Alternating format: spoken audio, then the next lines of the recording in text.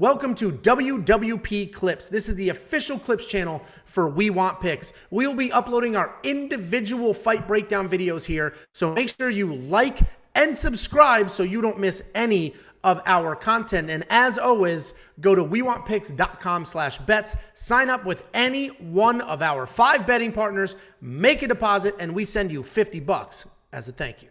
Next up, at UFC Vegas 57, we have Chris Curtis taking on Rodolfo Vieira. Chris Curtis is 28-8 overall.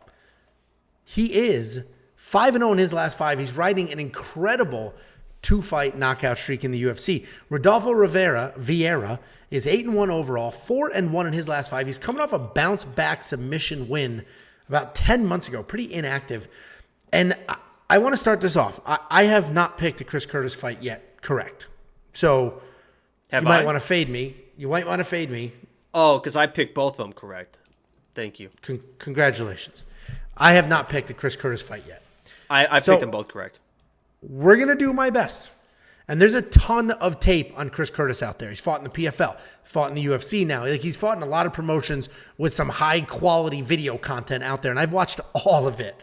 So hopefully I'm going to get this one this time. But he has nice, clean boxing, decent takedown defense, and he has improved takedown offense as well. He has solid power in his hands, and it comes from clean, short punches. And that's how he's catching people off guard, because he's not these big loops. They're nice little short punches. He works solid leg kicks, and he'll touch up the body as well. He takes his time with his shots, but he's always moving his body to stay out of the way or to set something up. We've seen him struggle with pure wrestlers, but we've also seen him have incredible success against 2 wrestlers in the UFC, Phil Hawes and Brendan Allen, that really didn't even get the chance to wrestle at all because Chris knocked him out.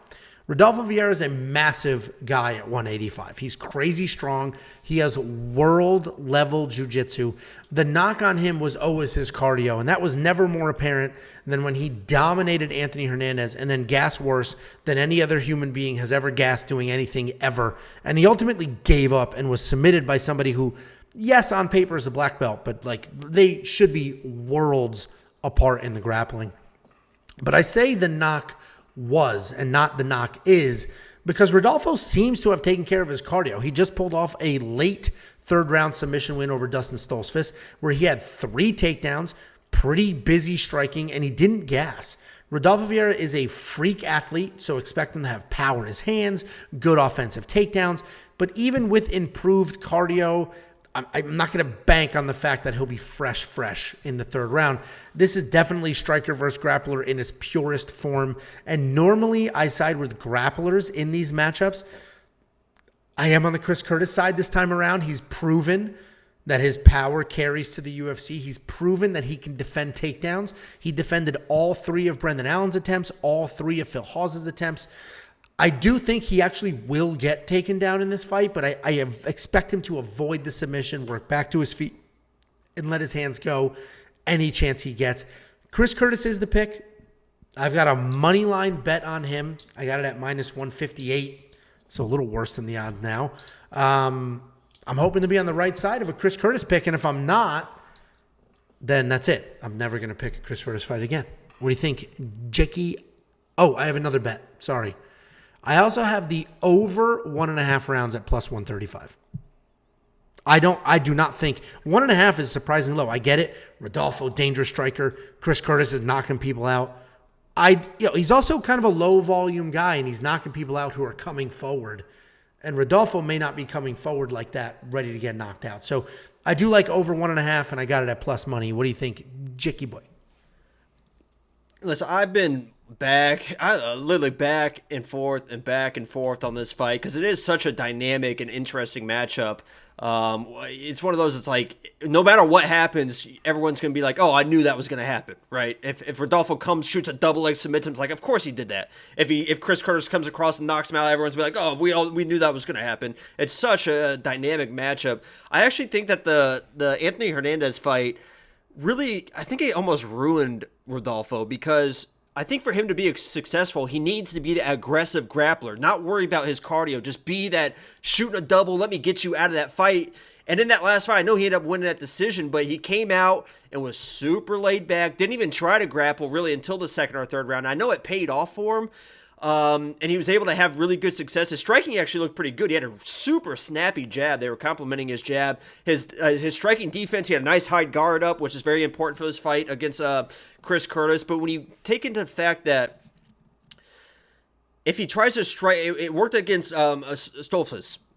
But I don't think he can mess around by throwing jabs out against Chris Curtis because he is a boxer that will also go to the body. That's how he hurt Brendan Allen, was he started ripping the body, and that opened up shots for the head to get the knockout.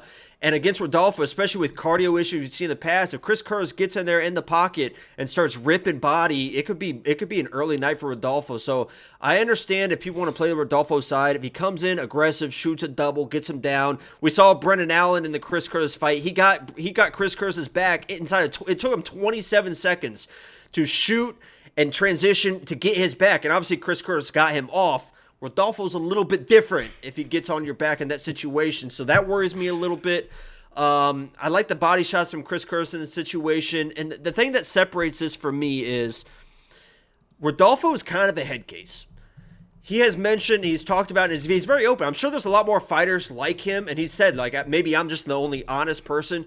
He says every time he steps in the octagon, he is scared to death to fight. He does not like fighting. He's scared to death when he enters the octagon. And I think that's what you see in that passive way in his last fight. He came out, got too aggressive, and got caught. And that was an embarrassing loss for him to be that accomplished grappler, to get submitted like that.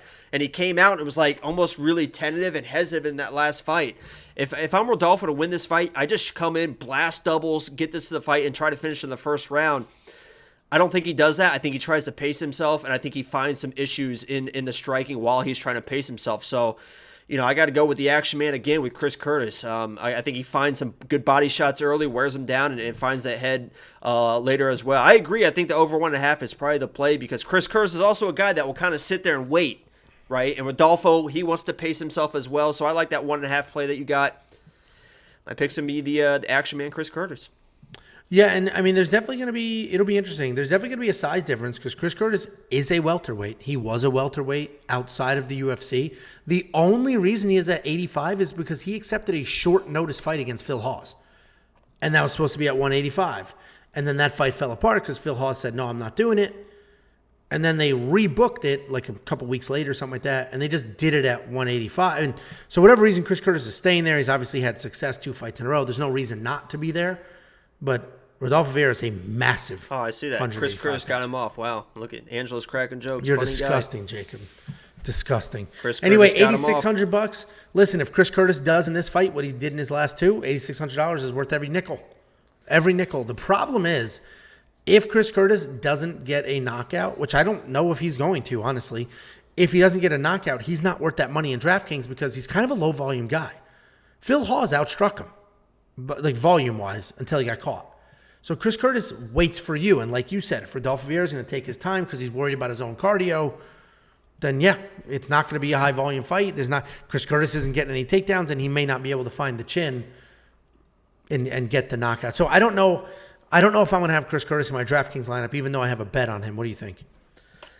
Yeah, I think every person I don't like in DraftKings, so I don't know what the hell my lineup's going to look like because all the favorites, I pick a lot of favorites, but there's a lot of live dogs, and obviously Rodolfo has such the advantage on the ground. Who knows what the hell's going to happen? So I'm staying away from this one completely. I was even trying to look for a bet on this one. I'm like, I can't, because no matter what, anything could happen. Literally, anything. I don't know if I answered your question. Never. Yeah, you said you didn't love it at $8,600. Listen, the Monkey Knife Fight strike line 54-42. It's a tricky one. I actually do think it'll be more and more. And I could be reading this entirely wrong. I think this fight, I don't think it might not make it all the way to a decision. It might make it to a decision. I don't think this is, I think the 1.5 round line is a bit surprising. Because Chris Curtis, 28-8. And yes, he's lost before. But he's got worlds of MMA experience. And he can survive some of the ground game. And Rodolfo Vieira, we haven't really seen his chin tested yet. But I imagine he'll be diving at legs. And I don't know if Chris Curtis is just going to knock him out cold.